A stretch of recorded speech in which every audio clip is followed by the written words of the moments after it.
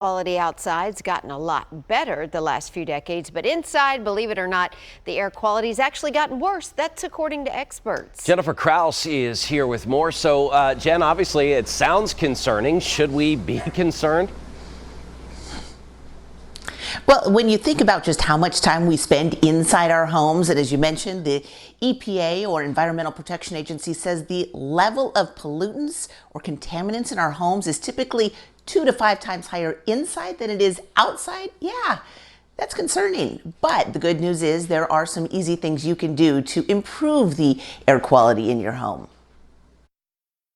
Take a look around the inside of your house. You can't see it, but it's there. Indoor air pollution is something that many of us probably don't consider. Paul Hope with Consumer Reports says indoor air pollution covers everything from dust from lead paint and asbestos to invisible gases like nitrogen oxide and carbon monoxide, both of which can be particularly troublesome for anyone with asthma or any sort of underlying pulmonary illness, as well as young kids and older adults.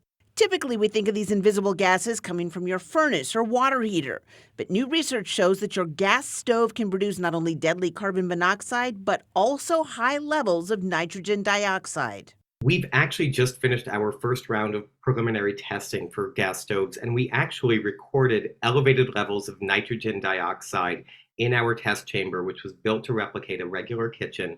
And in some cases, we recorded elevated dangerous levels of this gas even when we were only using a single burner set to low. Hope says you don't have to run out and replace your gas stove, but at the very least, you might want to do this. If you've got a range hood in your kitchen already, you want to make sure to use that every single time you cook, not just when it's smoky or when you're making fish. You also want to open up windows, doors, and run fans if you can. And consider installing carbon monoxide detectors throughout your home, as you do smoke detectors, one on every level of your house, plus outside the bedrooms. If you've got a wood-burning fireplace, make sure you get it cleaned and inspected by a licensed professional at least once a year. And be sure to replace your air filters regularly with the thickest filter possible. Many people neglect those filters, forget that they're even in there or that that's something they need to do. Maybe it gets done once a year if you have your system serviced professionally. So replacing your current filter with any filter at a routine interval, typically every 30 to 90 days, is a great first step.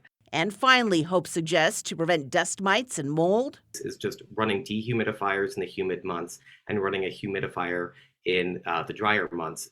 If you keep your home's air moisture between 30 and 60%, that tends to be the best for indoor air quality and also prevents the growth of mold in the house. And if you have asthma, you might want to consider getting rid of your carpets and rugs. It's a lot easier to clean and get rid of the dust from things like hardwood floors and tile. You'll also want to vacuum regularly with a vacuum that has a HEPA filter, and you might also want to consider getting an air purifier.